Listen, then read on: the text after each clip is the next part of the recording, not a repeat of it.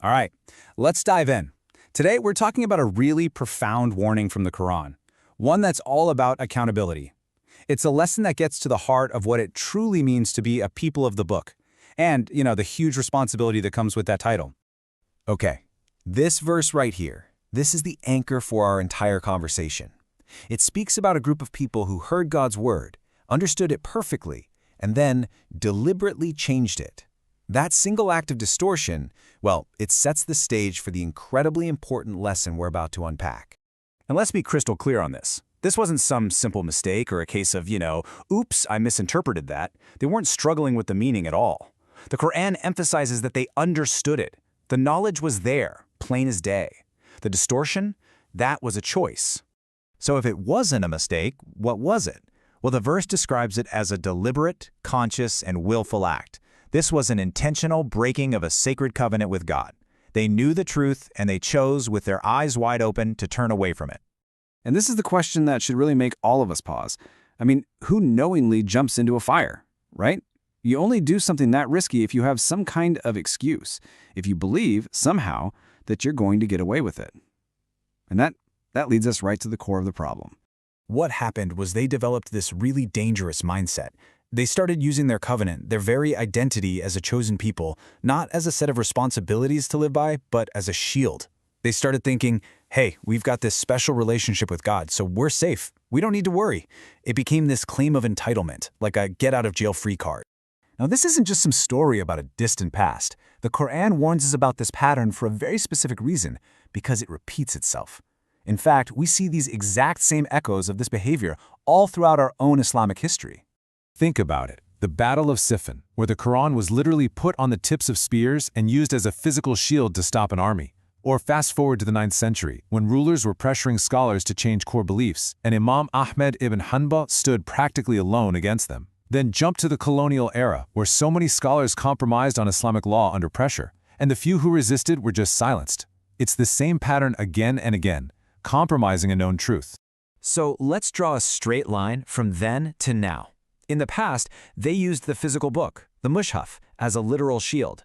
But what about today? Could it be that we're using something else as a shield? Like maybe using the name of a famous scholar or a really captivating story as an intellectual shield? A way to stop thinking critically and avoid wrestling directly with Quranic principles ourselves. And this brings us right to the present moment, because this isn't just a history lesson, it's a mirror.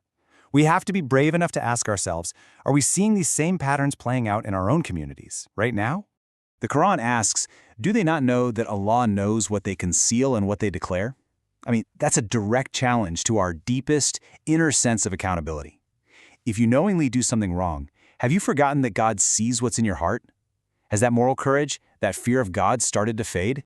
And you can spot the symptoms if you look. We start preferring the amazing storyteller over understanding the hard, foundational principles. Because stories are just more engaging, right? We start placing absolute, unquestioning trust in certain individuals, and we can't stand to hear any criticism of them. We begin to think that just our group identity, just being a Muslim, is enough to guarantee success. And we totally forget that faith requires action. This quote just captures the whole problem perfectly. This mindset of, my scholar said it's okay, so that's all the proof I need, that's a complete outsourcing of personal religious responsibility. It's a really dangerous path where we stop seeking proof from the divine source and instead, we just end up relying entirely on personalities. And this isn't just about stories. This attitude has real, serious consequences. This is how religious law itself gets changed over time. When people want a ruling that suits their desires, you can always find a scholar somewhere who will provide it. And slowly but surely, through different rulings and convenient interpretations, the original law gets chipped away and altered. So, after all that, where do we go from here? The good news is, the Quran never just points out a problem without giving us the solution. There is a timeless, unchanging path forward for breaking this cycle. First things first, we have to believe that this cycle of moral decay and failure, it's not our destiny. It is absolutely not inevitable. Change is possible, but it demands a conscious, deliberate choice to get back to the fundamentals. And the path forward is actually incredibly clear. Number one, reclaim that personal sense of accountability. Really internalize the fact that God knows everything you hide and everything you declare. Number 2, train yourself to read the Quran for its underlying principles, not just for the cool stories. And number 3, never, ever, ever separate belief from righteous action. One without the other is simply incomplete. And this really brings us to the core takeaway of our whole conversation. Our identity as Muslims is not an entitlement. It's not a free pass to paradise. It is a profound responsibility.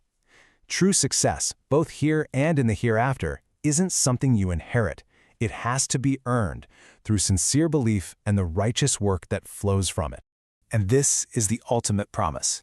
After all the warnings, the Quran leaves us on this powerful note of hope. The formula for success has never changed. It's not about your lineage, it's not about your labels, it is about sincere belief paired with righteous action. That is the path, and that is the promise.